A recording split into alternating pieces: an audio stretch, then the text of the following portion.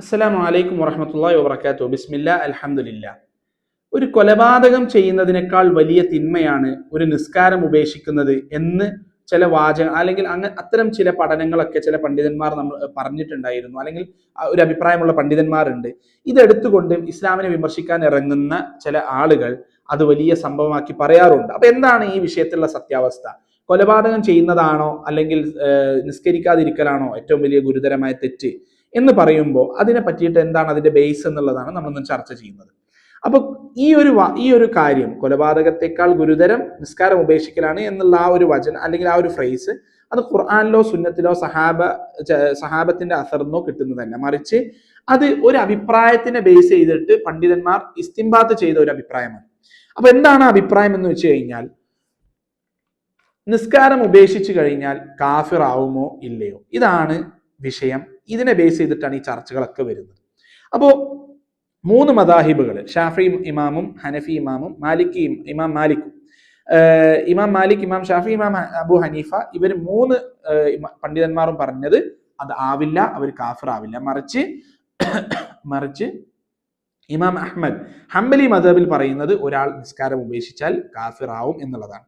ഹംബലി മദ്ഹബിന്റെ പണ്ഡിതന്മാർ തന്നെ ആയിട്ടുള്ള ഇബ്ൻ തൈമിയ, ഇബ്നുൽ ഖയ്യിം റഹിമഹുള്ളയെ പോലെയുള്ള പണ്ഡിതന്മാരും പറഞ്ഞത് താരിഖു സ്വലാ അഥവാ നിസ്കാരം ഉപേക്ഷിക്കുന്നവൻ കുഫർ ചെയ്തിട്ടുണ്ട് എന്നുള്ളതാണ്. അപ്പൊ അതിന് അവരുടെ അടിസ്ഥാനം എന്താണെന്ന് വെച്ച് കഴിഞ്ഞാൽ, പ്രവാചകൻ സല്ലല്ലാഹു അലൈഹി വസല്ലം പറഞ്ഞിട്ടുണ്ട് ഹദീസ് സഹീഹ് മുസ്ലിമിൽ, എനിക്ക് എന്റെ ആളുകളുമായുള്ള കരാർ എന്ന് പറയുന്നത് നിസ്കാരമാണ്, ആരെങ്കിലും അത് ഉപേക്ഷിച്ചാൽ അത് കുഫറാണ് എന്ന് പറയുന്നുണ്ട്.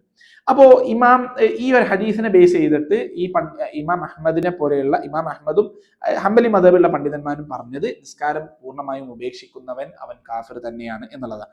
ഇപ്പോ ഈ ഒരു ഡിബേറ്റ് നടക്കുമ്പോൾ ഇപ്പോൾ ഒരു ഇൻട്രസ്റ്റിംഗ് ആയിട്ടുള്ള ഒരു കാര്യം കാണാൻ പറ്റും. ഇത് എത്രത്തോളം സഹിയാണെന്ന് നമുക്കറിയില്ല. പക്ഷെ ഇമാം സുബുക്കിയുടെ തബക്കാത്തിൽ കാണാം, ഇമാം ഷാഫി ഒരിക്കൽ ചോദിക്കുകയാണ് ഇമാം അഹ്മദിനോട്. ഇമാം ഷാഫിയുടെ സ്റ്റുഡന്റ് ആണ് ഇമാം അഹ്മദ്. അപ്പൊ ഇമാം ഷാഫി ചോദിക്കുകയാണ്, ഒരാൾ നിസ്കാരം ഉപേക്ഷിച്ചാൽ കാഫിറാവുമെന്ന് നിങ്ങൾ വിശ്വസിക്കുന്നുണ്ടോ? അപ്പൊ പറഞ്ഞ അതെ വിശ്വസിക്കുന്നുണ്ട്. അപ്പൊ എങ്ങനെയാണ് അദ്ദേഹത്തിന് ഇസ്ലാമിലേക്ക് തിരിച്ചു വരാൻ പറ്റുക? കാഫിറായല്ലോ. അപ്പോ ഇമാം അഹ്മദ് പറഞ്ഞത് അവര് ലാ ഇലാഹ ഇല്ലല്ലാഹ് പറഞ്ഞിട്ട് ഷഹാദത്ത് പറഞ്ഞിട്ട് തിരിച്ച് ഇസ്ലാമിലേക്ക് പ്രവേശിക്കണം. അപ്പോ ഇമാം ഷാഫി തിരിച്ചു ചോദിച്ചു, അവന് ആദ്യം തൗഹീദ് റിജക്ട് ചെയ്തിട്ടില്ലല്ലോ, തൗഹീദ് റിജക്ട് ചെയ്യാതെ എങ്ങനെയാണ് വീണ്ടും അത് പറയേണ്ട ആവശ്യം? അപ്പൊ ഇമാം അഹ്മദ് ആലോചിച്ചിട്ട് പറഞ്ഞു, നിസ്കരിക്കണം, ഒന്നുകൂടി നിസ്കരിച്ചാൽ തിരിച്ചു കയറാൻ പറ്റും. അപ്പോ ഇമാം ഷാഫി ചോദിച്ചത്, നിങ്ങൾ പറഞ്ഞത് ആ നിസ്കാരം ഉപേക്ഷിച്ച ആള് കാഫിറായ ആള് പിന്നെ നിസ്കരിക്കുമ്പോൾ ആ നിസ്കാരം എന്നുള്ളത് കാഫിറിന്റെ നിസ്കാരം സ്വീകരിക്കൂലല്ലോ. ഇത് പറഞ്ഞപ്പോൾ ഇമാം അഹ്മദിന് അതിന് മറുപടി ഉണ്ടായിരുന്നില്ല എന്ന് പറയുന്ന ഒരു അനക്ഡോട്ട്. ഇതിൽ ചെറിയ വിഷയമുണ്ട്. ഇമാം സുബുക്കി സ്വാഭാവികമായിട്ട് ഇമാം ഷാഫി പണ്ഡിതനാണ്, അപ്പൊ അദ്ദേഹത്തെ പ്രൊമോട്ട് ചെയ്തിട്ടാവും സംസാരിക്കുക. പക്ഷെ ഈ ഒരു ചോദ്യം അല്ലെങ്കിൽ അതിനുള്ള ഉത്തരം എന്ന് പറയുന്നത് ഒരു ഇൻട്രസ്റ്റിംഗ് ആയിട്ടുള്ള ഒരു അനക്ഡോട്ട് ആയതുകൊണ്ട് പറഞ്ഞതാണ്. അപ്പോ ഇതിൽ മനസ്സിലാക്കേണ്ട മറ്റൊരു കാര്യം എന്താണെന്ന് വെച്ച് കഴിഞ്ഞാൽ, ഷാഫി ഇമാമും ഇമാം മാലിക്കും ഇമാം അബു ഹനീഫ് ഒക്കെ പറയുന്നത് ഇത് കുറ്റമാണ്, പക്ഷെ കാഫിർ ആവൂല എന്നുള്ളതാണ്. പക്ഷെ കാഫിർ ആവും എന്ന് പറയുന്ന മദ്ഹബിൽ തന്നെ നമ്മൾ മനസ്സിലാക്കേണ്ടത് എന്താണ് നിസ്കാരം ഉപേക്ഷിക്കുക എന്ന് പറഞ്ഞാൽ, അഥവാ ഭൂരിപക്ഷം നിസ്കാരം ഉപേക്ഷിക്കുന്ന ആളാണോ ഈ കാറ്റഗറിയിൽ പെടുക? അത് ഒറ്റ നിസ്കാരം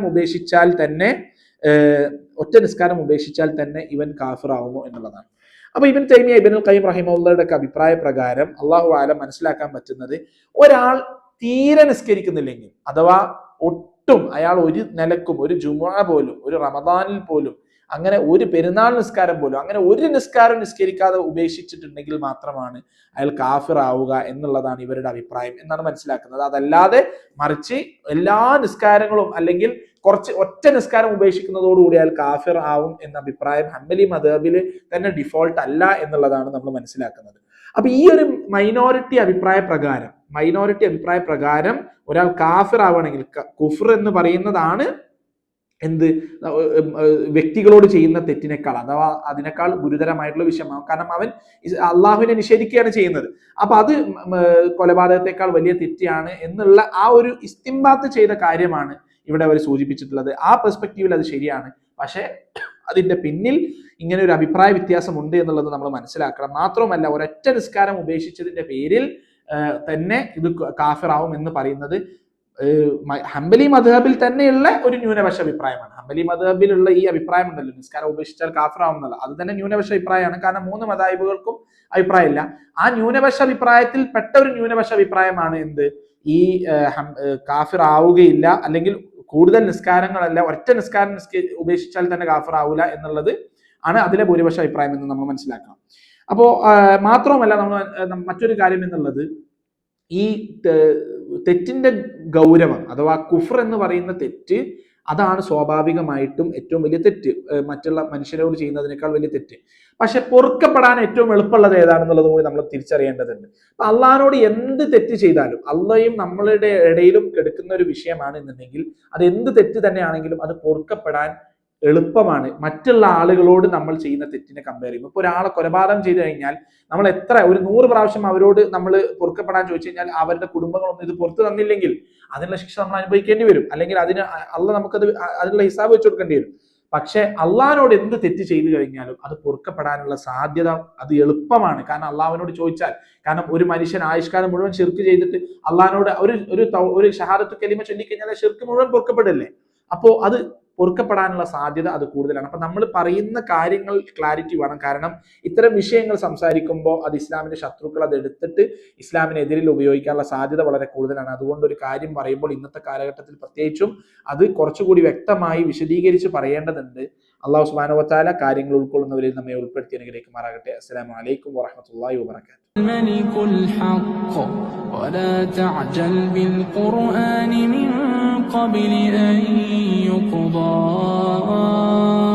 إليك وحيه وقل رب زدني